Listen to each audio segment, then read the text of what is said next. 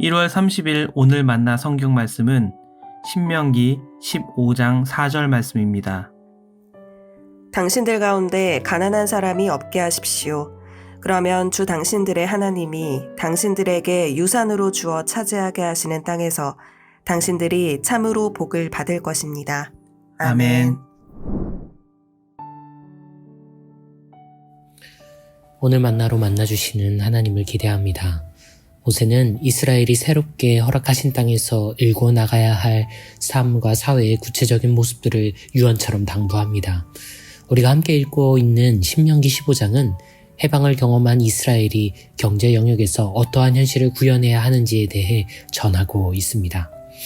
오늘날을 기준으로 읽기에도 일부 급진적인 면이 있는 이 하나님 나라의 경제는 우선 철저하게 이스라엘 공동체 내부에서만 작동함이 기본 전제입니다.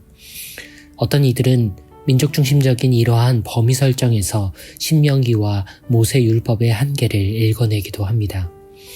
하지만 우리는 토라가 이스라엘을 영원불변의 고정된 실제로 간주하고 있지 않음을 기억해야 합니다. 이스라엘은 혈통이나 민족, 국경을 통해 정의되는 공동체가 아닙니다. 오히려 이스라엘은 언약의 당사자이자 이행자로서 하나님 나라의 사랑과 정의를 당대의 시공간에서 1차적으로 구현하는 실험 공동체의 성격이 강합니다. 이스라엘의 언약은 일부에게만 생득적으로 허락된 찬란한 특권이 아닌 비현실적인 이상을 현실화하는 데 초청된 이들에게 주어진 거룩한 책임입니다. 언약의 경계는 이를 이해하고 이행하려는 현실적인 어려움 때문에 그어진답니다. 이 거룩한 언약은 그래서 아주 제한적인 범위에서 먼저 실험됩니다.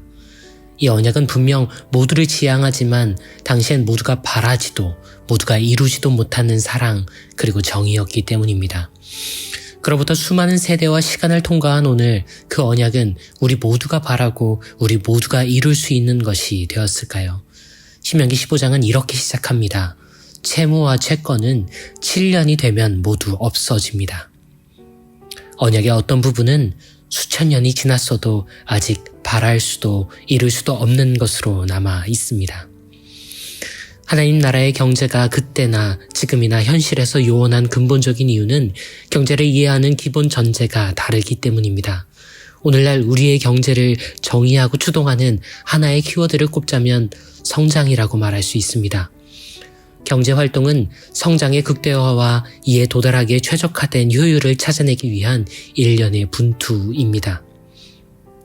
일부 분배나 구제가 이루어지긴 합니다만 이는 성장에 방해가 되지 않기 위한 부분적 조치일 뿐이지요. 자본의 세상에서는 복지의 영역마저도 성장에 재투입될 동력이라는 점을 분명하게 설득해내야만 합니다. 경제 지표들은 대부분 성장과 그 가능성을 확대하고 성장을 저해야 할 리스크들을 관리하기 위해 존재합니다. 우리가 살아가는 세상에서 경제는 성장을 떠나서는 존재하지 않습니다. 이에 반해 성서를 통해 일관적으로 확인되는 하나님과 그 나라에서의 경제의 핵심 키워드는 가난입니다. 하나님 나라의 경제는 가난의 현실을 향한 끝없는 관심과 이에 대한 극복에 모든 에너지가 집중됩니다. 물론 성장이나 생산성이 아예 배격되는 것은 아닙니다.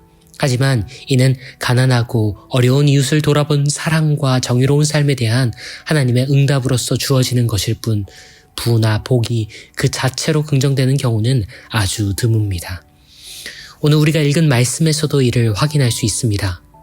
여러분들이 살아가는 곳에서 가난한 사람이 없게 하십시오. 그렇다면 주님이 여러분에게 유산으로 주신 땅에서 복을 누리게 될 것입니다. 성장의 세계에서 살아가는 우리의 입장에서 이 말씀은 순서가 잘못되었습니다. 성장하면 이를 통해 가난을 해소할 수 있다는 것이 우리의 경제적 상식입니다. 하지만 하나님 나라의 경제는 정반대의 순서와 논리로 우리의 경제관념을 전복합니다. 가난한 이들이 없는 사회가 먼저 되어야 하나님은 그 땅에 당신의 복을 허락하십니다. 가난을 향한 이러한 관심은 두 가지 중요한 영역을 향합니다. 채무와 노예가 그것이지요. 신명기가 가난의 극복을 위해 채무와 노예를 언급하는 것은 그 자체로 성장의 세상을 살아가는 우리에게 하나의 메시지입니다. 우리는 너무 쉽게 가난을 개인의 문제로 이해합니다. 가난의 원인을 개인 능력의 한계나 근면의 부족, 경제활동의 실패 등에서 찾지요. 그래서 해결책도 개인적 차원에 국한되는 경우가 많습니다. 개인의 갱생의지나 역량 강화 혹은 탁월한 개인과 기업의 기분한 나눔으로 그 돌파구를 마련합니다. 하지만 신명기는 가난을 개인이 아닌 우리의 문제로 이해합니다.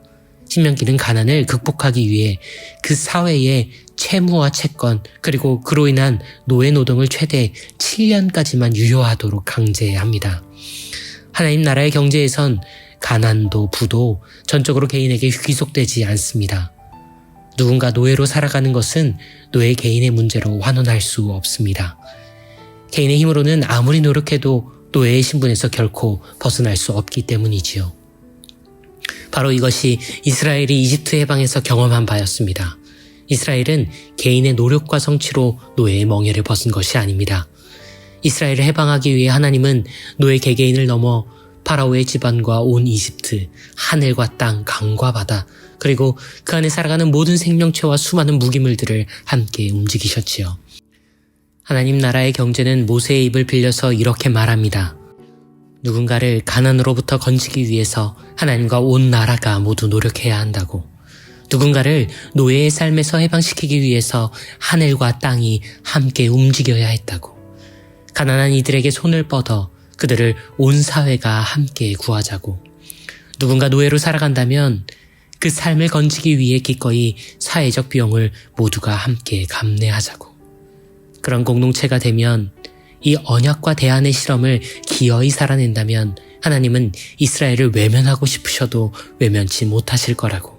이스라엘은 망하고 싶어도 망할 수 없을 거라고.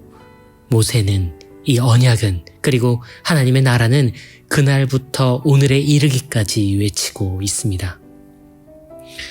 오늘 이 자본의 세상에서 교회로 살아간다는 것은 무엇을 의미할까요?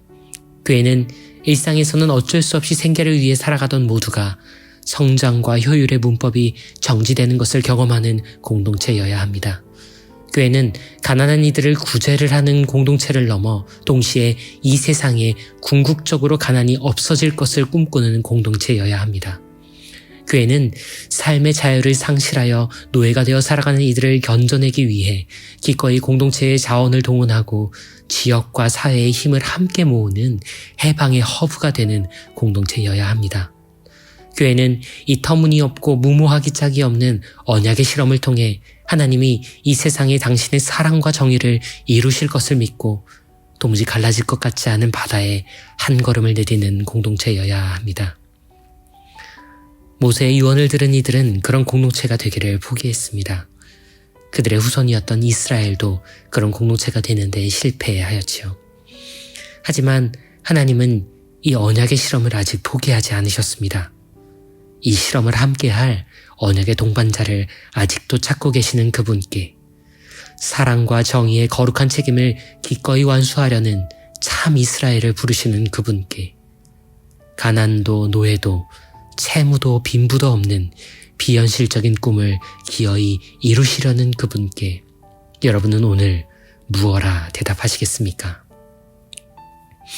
주님, 개인으로 살아가느라 언약을 몰랐습니다. 성공만을 쫓아가느라 사랑을 놓쳤습니다. 효율 따라 분주하다가 그 나라 잊었습니다. 언약의 동반자를 기다리는 당신께, 실험의 계승자를 찾으시는 당신께, 대안의 공동체를 구하시는 당신께 저희 삶을 드립니다. 교회되어 향합니다. 이 땅에 가난과 노예를 기어이 끊어내실 분 그리스도 예수님 그 이름으로 기도합니다. 아멘. 이제 두 가지 제목으로 함께 기도합니다. 가난과 채무로 어려움을 겪는 삶들을 아파하며 새로운 나날과 해방의 현실을 간구합니다.